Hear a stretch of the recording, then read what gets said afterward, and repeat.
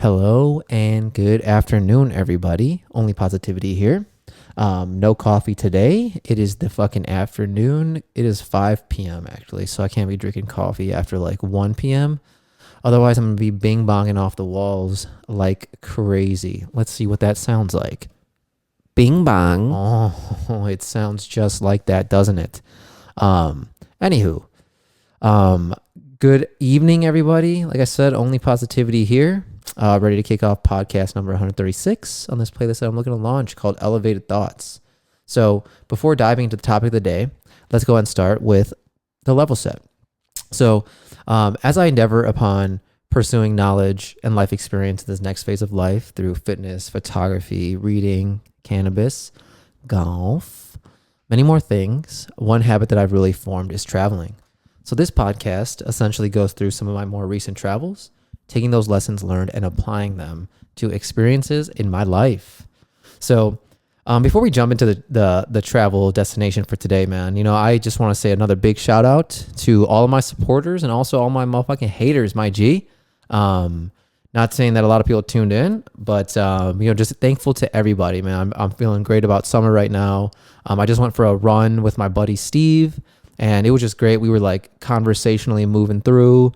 Was able to talk, and it was just nice to be outside in the forest reserve with one of my best friends doing some positive shit, right?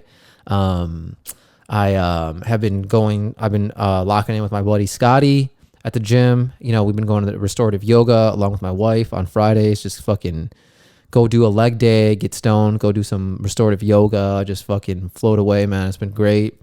I also been golfing a lot with my buddies, my buddies Steph and Sam, and nothing but gratitude to you boys as well, dude. Those guys are gunners. Those guys are fucking grinders out there on the golf course. And I'm blessed to have two people that live really close to me that like always want to golf with me, man. And shout out to all my other boys, right? Steve, Sully, Ibby, dude, Jimmy, bro, all the homies.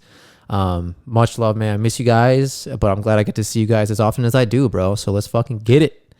And also thanks to the folks, who've been hitting me up for photography as well, right? Like, big shout out to my girl Vanessa, who hit me up to do her girl's bridal shower on Saturday, and that was just a wholesome occasion, man. Just like simple, nice and easy.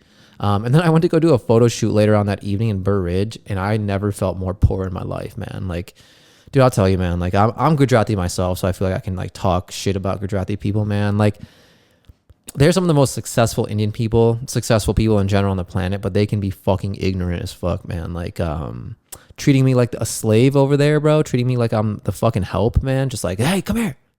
Hey, like waving me down, bro. I'm just like, yo, man, fuck you, dude. You can fucking be as rich as you want, man, but you cannot buy class. That's one thing I'll tell you, my boy. That's something you got to invest in yourself and develop over time. But like, I even heard so it was like an 80th birthday / 50th anniversary party, and I heard the wife, she's like a grandma, right? She's just like, oh, we're paying this guy so we can tell him what to do, and I'm just like, that is so fucking annoying, dude. But maybe they thought I wasn't Gujarati, so they like said it in Gujarati, and I'm just like, yo, bro, I'm fucking horseshit. But anyway, it is all good, my G. We are out here, we're grinding. Sometimes you gotta take those L's. You gotta swallow your pride just to get those opportunities, man. So I am fully enthralled by just the way people act sometimes, but it is all good. And we just push through, and like, there's a higher goal in mind, and I'm just grinding out here, right? So anyway, enough of that. Just been having a good summer, man. Like summer, couldn't have come any sooner. I was really just I was needing to get out with the homies. I was needing to just be outside more often.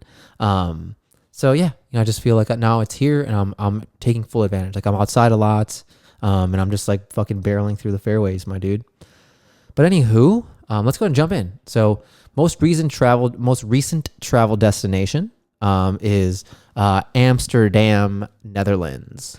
Oh, me so horny. Yes. So anywho, that's the most recent travel destination, and let me tell you guys, Amsterdam is a place unlike any other, dude. Anyone should go out there and explore. There's something for literally everybody.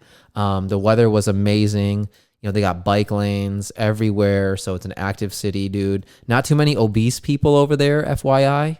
America, fucking get your shit together.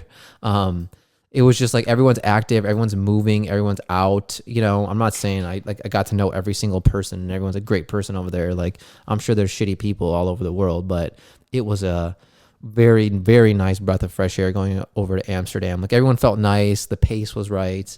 So let's go ahead and just fucking jump it right into it so I don't get too high level on that ass. Let me take a sip of this Waterloo. All right, here we go. Raspberry nectarine Waterloo. Shove it in my booty hole. But anyway, so we start off, right? We booked this trip back in December of 2025 when we were in Palm Springs. And, over the past 5-6 years, what we've been doing is really using that December month to like strategize for the upcoming year, right? And when I say strategize, right, we do talk goals and we do talk like what are aspirations for the coming year, right? But mainly like what we do is, in addition, is we try to plan out our trips for the year, right? And it's not, I know that's a good problem to have, but it's not always like clear cut, right? There's times where, places are crazy expensive. Like, we really want to go to South Korea this year and it was ridiculously expensive. We really want to go to Scotland as well again this year. And that was crazy expensive too. So we were trying to figure out where are we going to go. And, Amsterdam wasn't cheap by any means. But like, we were like, we've been talking about going here for years. So we got to go, let's go. And so we ended up booking the flight. And that was easy. And then I did some research on hotels. And so one hotel that I highly recommend for you all is Hotel Jakarta. And it's a little bit outside of the main area, but still in a really nice neighborhood, safe and not as bustling as like the red light district or some of the main areas out there, which I really, really enjoyed because our little area was quiet, and when you're going to sleep and whatnot, like, we've always been close to like the noise and it does impede your sleep. Like, people are fucking, in Croatia and Florence, Venice, Rome, we were in the middle of things and, there's people just like, as they should be, just fucking cruising through the night, just like late screaming in the middle of the road and shit. And you're just like, all right, that's fine, all good. So Hotel Jakarta, and they really have like a sustainability thing going over there as well as in all of Amsterdam. So I booked that up and still I didn't know the area. I didn't know exactly like the proximity to things, but I did some of that research. We had ChatGPT and Google Maps and stuff like that. I knew we would be all right. And so hotel had like 4.5, 5 stars. I was like, let's fucking get it. We're locked, right? So now we have everything we need. We have the flights and the hotel booked. And so over time, my wife starts to book up the excursions, which she's really great at. She's really good at finding great excursions and also finding great restaurants. So big shout out to her for always just like making the experiences really A1. And also all of our food experiences are just phenomenal. Because if it was me, we'd probably just be popping into like fast food spots. But she always scopes out a really good restaurant. And for those of you that know me, I love to sit down and have a meal, dude. I love to sit down around a table in a restaurant and have a good meal. I'm just lazy sometimes to find out what the fuck to do, right? So the day comes. We're leaving on a Tuesday, right? And so I get my ass up early. I get to the gym at like 8 a.m. And I do my workout, pretty much like a little bike session, some pull-ups, push-ups, abs, just get the body moving on a day where I'm gonna be sitting for like 8 or 9 hours, right? So, work was relatively chill, thankfully. And I clocked out around like 1:32, hit the balcony, dude, fucking yarded out, zooted up, smashing the bong, dude, just fucking deep throating it hard.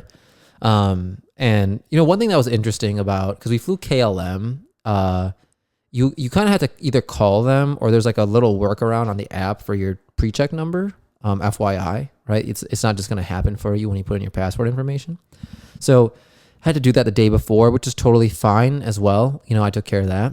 We got through like instantly, man. Just our Uber came smooth.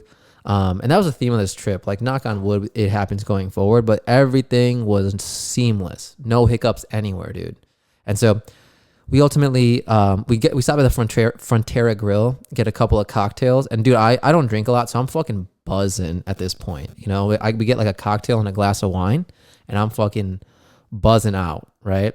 And then so we stop by the Hudson, get a couple snacks. I get a Gatorade for the plane. And then we hop on the flight. And, for me, like I always say, on the way to a destination that I haven't been, I'm a little bit apprehensive. So for some reason, I feel like I need to stay awake and stay alert, whatever the fuck. And so we get on the plane, and dude, KLM has all these thoughtful movies, you know, like Wuthering Heights and all these, and they don't have any of my bullshit. They don't have The Equalizer or Fast and Furious. I did watch Thor, which, dude, in retrospect, is not a good movie, man. It's a fucking cheeseball ass movie. But anyway, all good. And then so I watched that. I do watch like this mob documentary, which was really nice. There's this new one. It's called about something about the five families. And what's cool about that, it goes through kind of the chronology of the American mafia, all the way from the beginning of the forming of the five families, all the way through John Gotti and beyond, right? And just the last of the five families that was standing, and how that dude kind of, you know, went down as well.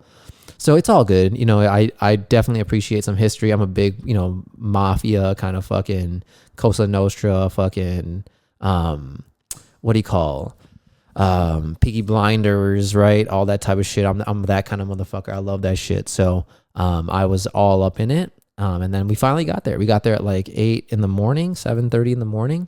And it was nice being at Schiphol Airport and like not having to rush through it, because the last time we popped over to Croatia, we stopped in Amsterdam, and dude, that airport is fucking huge. And so we were rushing across the airport to get to where we need to go.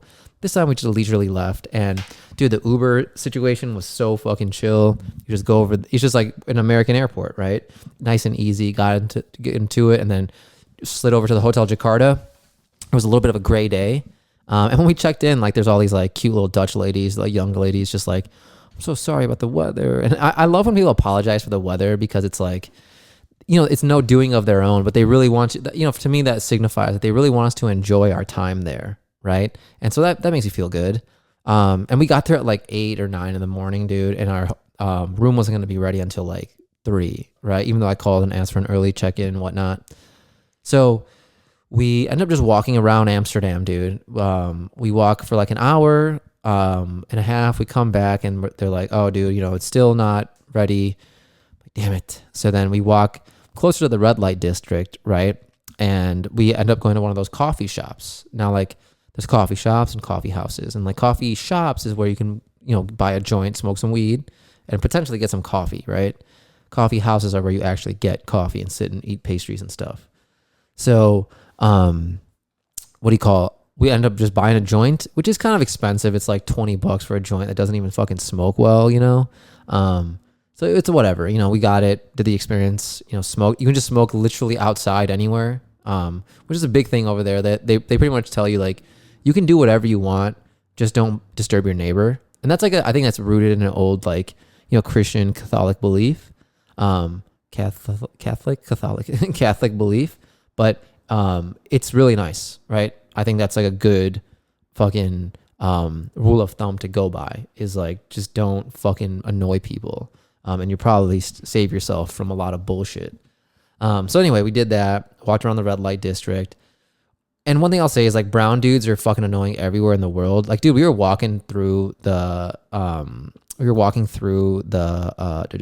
light district, and like there's these brown just eyeing me. Like, they're eyeing me as they're walking past me, and I'm just like, pussy shit, boy. Like, dude, don't fucking be doing that. Like, if you want to do something, feel free to be froggy about it. You know what I mean? Like, don't fucking just like be staring at me like what, you trying to make out, dog? You know what I'm trying to say? Like, that shit irritates me, bro. I'm just like, stop looking at me, dude. And like, it's just like the way brown guys can be sometimes. You're just like, dude, what are you gonna fucking do, bro? Like, I'm not a fighter by any means, but I'm like, stop, dude. Just carry on with your fucking day, man. Don't look at me. But anyway, so we're walking through, and then finally we go back. It's like 2:00. Our room's ready. Now you walk around Amsterdam, dude. Everything is walkable. And what's nice is they have a road and a sidewalk and a bike lane. So there's no bikers like doing the in-between shit. There's no bikers like on the road, and there's no bikers on the sidewalk. So what's really nice is you do have to be aware. It's a literal another lane of traffic. Like, you wouldn't walk into the road, right? So you don't walk into a bike lane, and just be aware of your surroundings. So it was fun. And then so we came back, we went to bed. Sorry, we took a little nap, and then we went to get some ramen at night. And what's crazy is they call like the Asian sector of restaurants, Asian part of town, just Chinatown, which I think is fucking racist because there's like sushi there, there's ramen. These are both Japanese cuisines. There's Thai food, right? And also Chinese food. But they label it all as Chinatown, which is, I think, fucking hilarious. But it's all good. You know, like we'll give them some grace on that.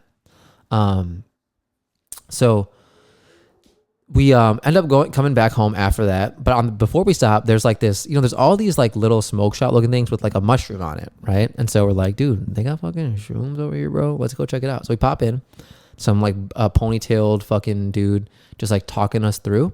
And what's funny is like you realize that when it's almost weird to talk. It's almost off-putting to talk to someone who is telling you how to take them, right? Who's telling you more in like a clinical way how to take them. Similar with like dispensaries and the people over there. It's like, dude, I'm just gonna go back and fucking put this shit in my bong and like smoke it up, dude. Like, what do you mean? And so obviously you don't do that with shrooms, but like there's like these truffles, right? There are these little truffles, and he's telling us like, oh, like don't eat while you're taking these because your stomach's gonna hurt, blah blah, so on and so forth. Now, for those of you who have done shrooms before, it is totally acceptable to mask them with something because they taste like fucking shit, right? Like put them in a peanut butter sandwich, put them in a cracker, put them in orange juice or whatever it is, right? Don't just eat them straight up. But I kind of was like, you know, you take that sort of, it's like a warning label, right? You take it like as truth and you're like, dude, oh shit, I got to follow this exactly. And it's like, dude, you know what to do with those things. So anyway, we go back, pass out, right? We ate some ramen, which was delicious in this really nice spot, walked back home, passed out. The next day we woke up, got some breakfast at the hotel. And the breakfast was okay, but it's like basic food to get you started, right? And so we get the breakfast going, and then like we're going to the Van Gogh Museum, right? And so I don't know why I do this. Like I bought like 10 grams of shrooms.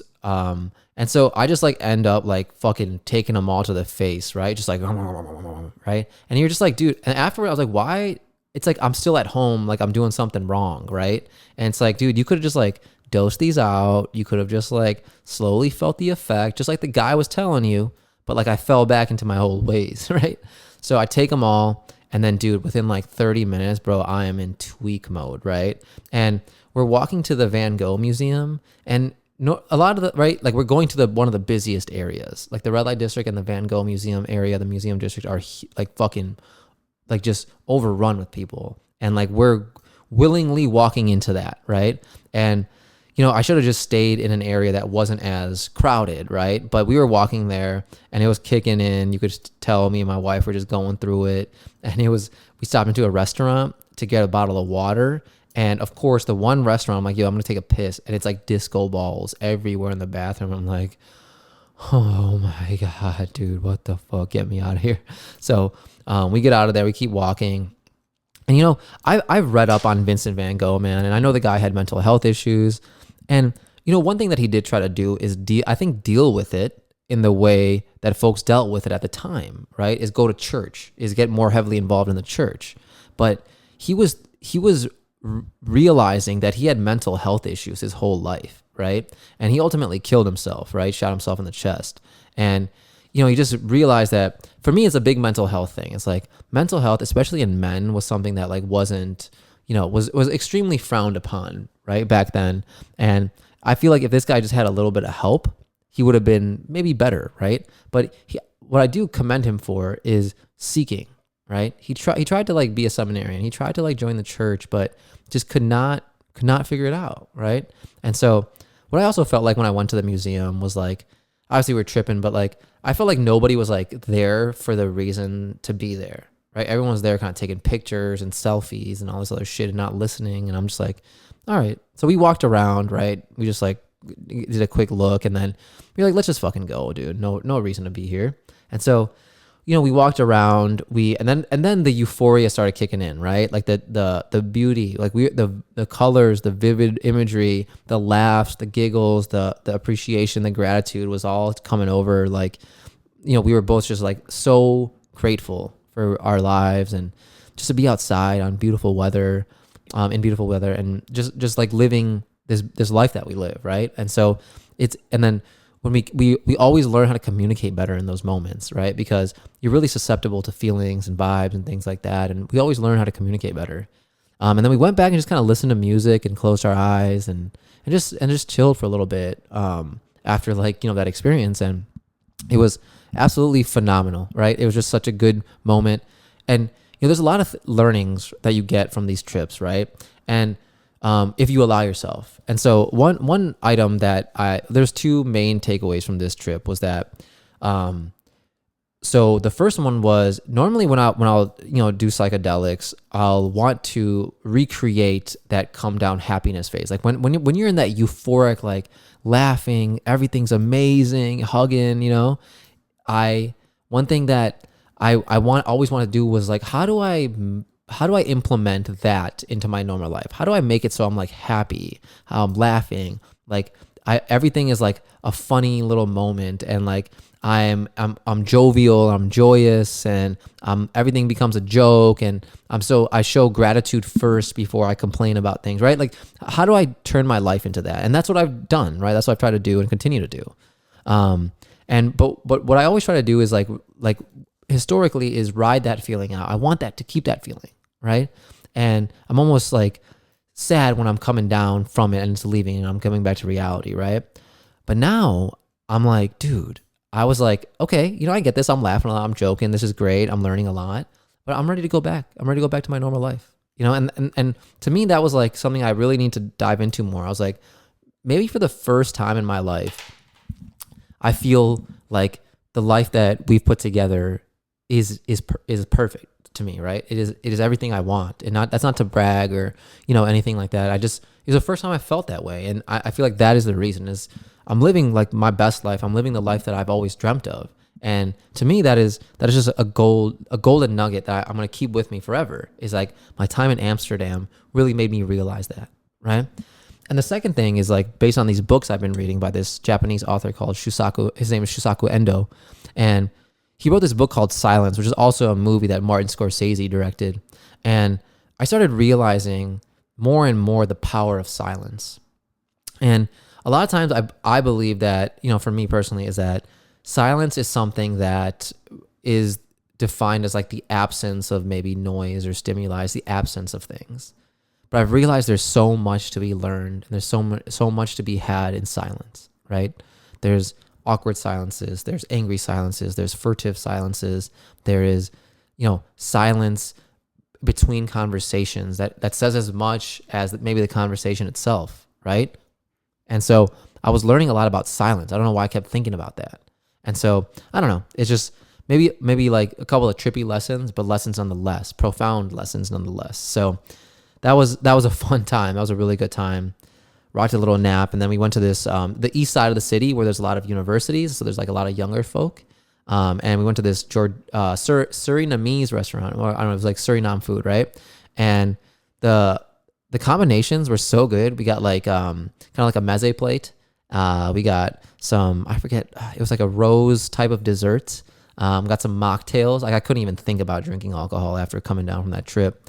But the walk was so great too. Like we saw a lot of houseboats, and like the canals there are for real. Like people live on water, dude, over there, unlike you see over here. And it's amazing. There's houseboats everywhere, different styles of living.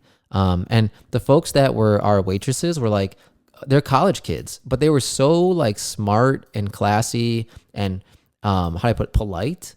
And they walked us to the menu. They told us like how much food would be too much. Like it's like funny how they talk you off of buying food. They're like, no, you're good. You don't need that much. I'm like, good for you, man. Thank you. And so one of the best meals, dude, ever. I got this yuzu mocktail. I'm a big mocktail guy at times, dude, because I like that sweet fucking shit outside of water, and I don't really drink soda. So it was a good one, dude. I'm telling you, it was a good restaurant. We didn't even have a reservation, and they took us, which was really nice too. And all fresh ingredients, man. Just like I've never had Surinamese food like that, and it was just amazing, delicious. So we take like it's like a 40-minute walk back, 40-minute walk there, right? So we're walking back, sunset, talking about everything, talking about the trip, the come down, and we're just ready to go home. What's dope is, right, when you sign to Netflix in different countries, they have fucking The Office, right, and like a bunch of other shit. So I kind of like fell asleep. So I watched Olympus Has Fallen, right? Finally got my fix of shitty movies. I watched Olympus Has Fallen, and then we watched The Office, and then passed out. And so the next day we got up and we actually booked a massage. So our hotel was also like a spa thing. It had a nice pool, had a nice gym, and also had a spa and we got some massages. And I had a 60-minute massage, which was like amazing. It wasn't anything crazy noteworthy, right? But it was a good massage. Like it was worth the money. It wasn't, we get massages like not super frequently, but we do get massages here. So it was a great massage, thorough, two sweet, Dutch girls, just cuties. And they were very nice to us, and we gave them a nice tip, and then we just fucking went about our day.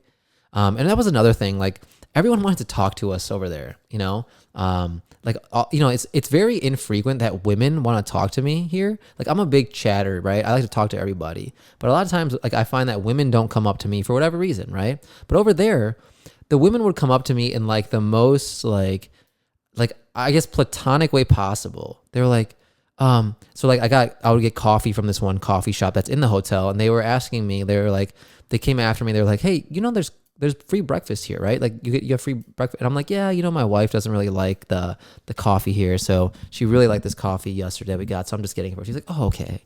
And she's like, how are you liking the weather here? I'm like, the weather is fucking beautiful, mate. And I was like, she's like, yeah, it's only going to get better. And we sorry you had a bad day. Yeah. I was like, it wasn't a bad day. It was just like a little gray outside, but it was perfect.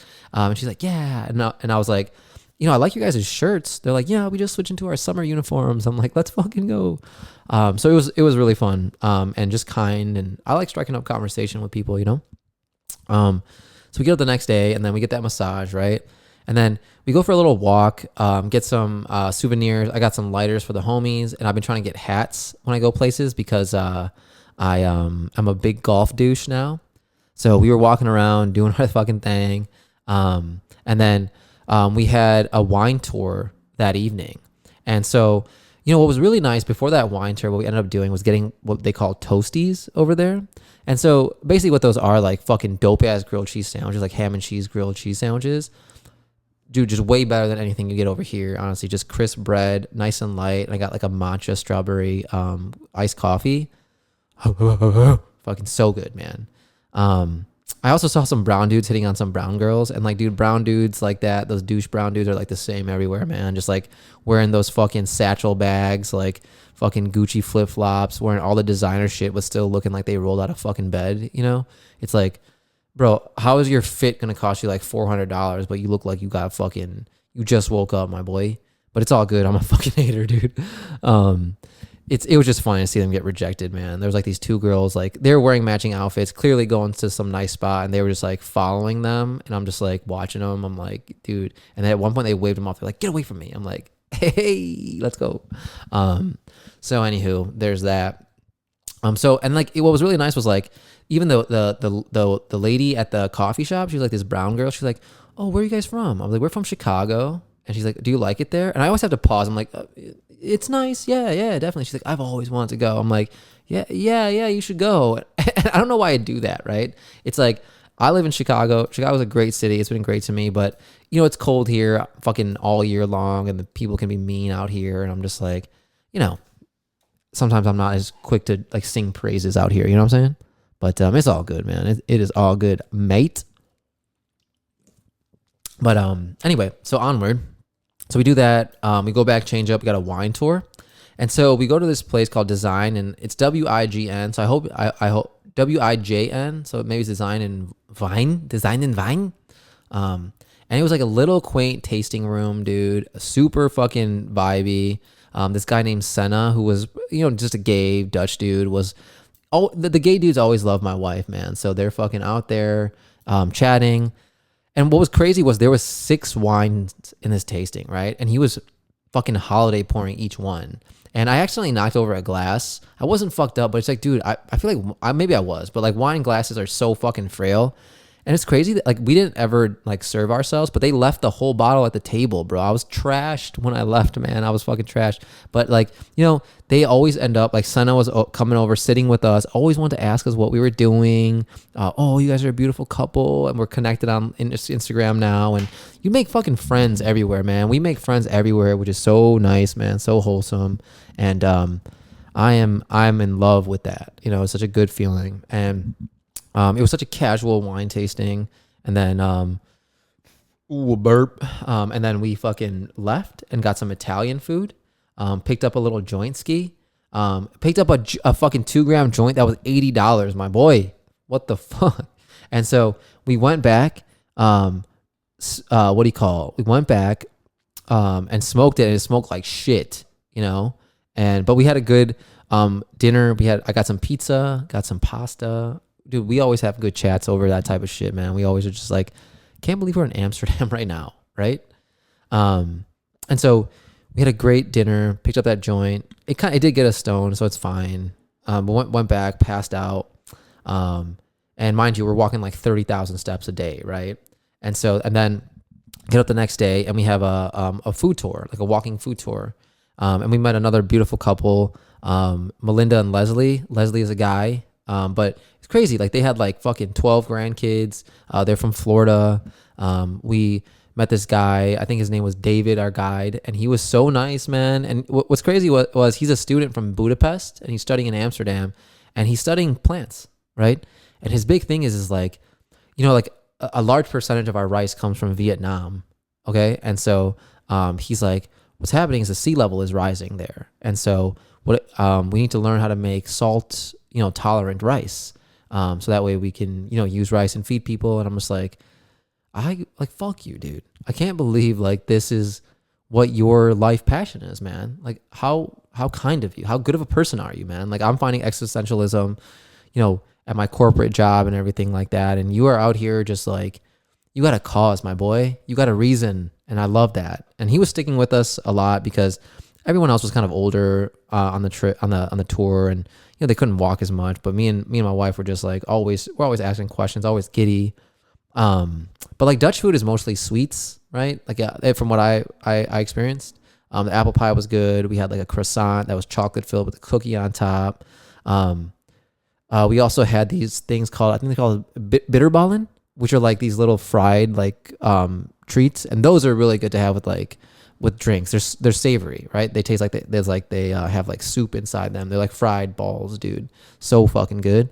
And like we got to walk through Amsterdam and sorry, not the French Quarter. I keep calling it that, the red light district, right? Going through there. And dude, the red light district is what you think it is, man. We went there at night to grab drinks at a bar, and there's like just women in the windows. You can walk in, and you can just go fucking probably play video games with them or play Cards Against Humanity with them. Whatever you want to do. But it's always the fucking brown dudes going in there, man. I didn't see anyone go in, and I saw a brown dude go in. And once again, I'm getting stared up and down by brown dudes galore. I'm just like, bro, leave me alone, dog. Leave me alone. But it's all good.